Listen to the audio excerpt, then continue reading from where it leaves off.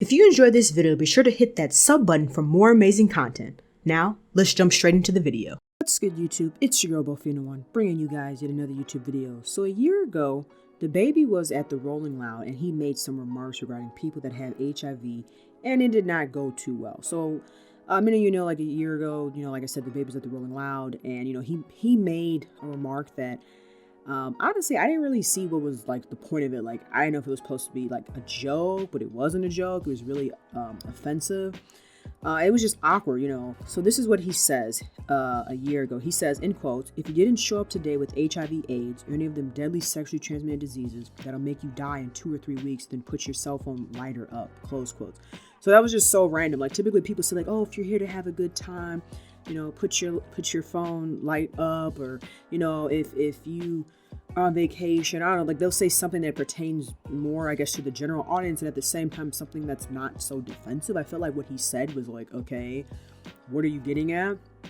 That's not funny. That's hella rude and just insensitive, just in general. Then he says, then after that remark, he was dropped from many other events such as New York City's Governor's Ball Music Festival and Las Vegas Day in Vegas. Then he went on a rant, and it came across like he was not really trying to apologize, because for the longest, like after he made comments kind of alluding that, hey, I'm going to be who I am, I'm not going to apologize.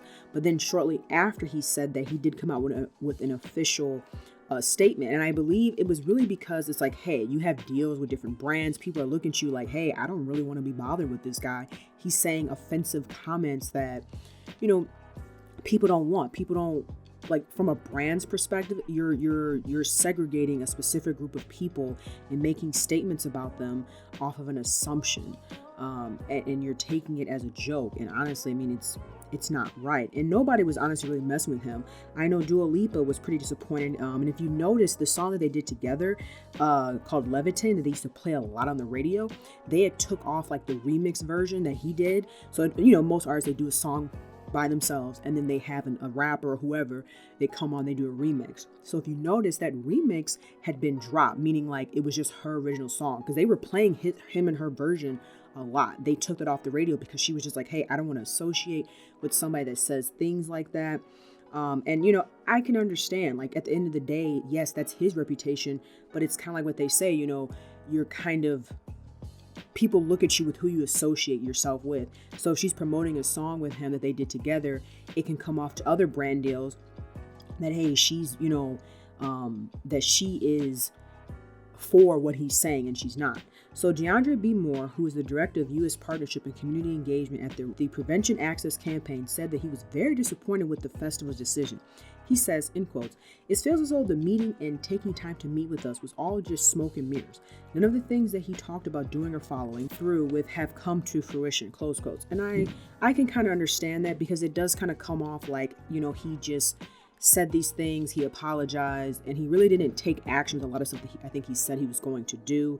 It was almost as if he said what people wanted to hear, not what he actually, like, it didn't seem like he was genuinely sorry. And those you don't know, DaBaby's kind of like that. Like, he kind of has that vibe of like, hey, I said what I said, I meant what I meant.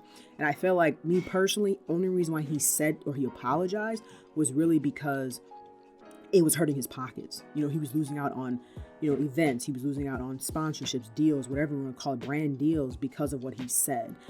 So, let me know your guys' thoughts about this down below in the comment section. I can definitely see both sides. I can understand why people are upset. Honestly, I think it's going to be kind of awkward. I mean, you're going to have some people that are like, hey, I don't really care what he said, like, whatever. But then you're also going to have some people that are going to be like, yeah, like, screw that guy. I don't like him. I don't like what he said. I'm not feeling it. So I wonder how it's all going to play out.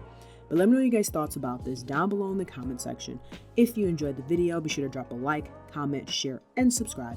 Hope you guys have a good rest of your day, and I'll chat with you later. Peace, Fin Army.